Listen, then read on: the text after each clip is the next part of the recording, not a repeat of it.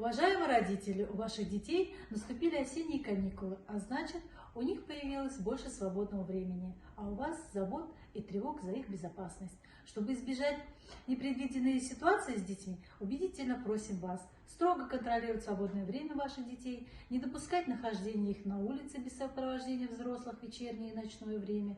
Следите, чтобы ваши дети были внимательны и осторожны, не играли на проезжей части дороги, соблюдали правила дорожного движения, переходили улицу обязательно на пешеходных переходах, двигались только по тротуару.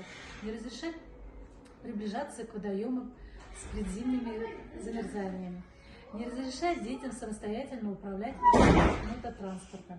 Следить за тем, чтобы дети, собираясь на прогулку, одевались по сезону.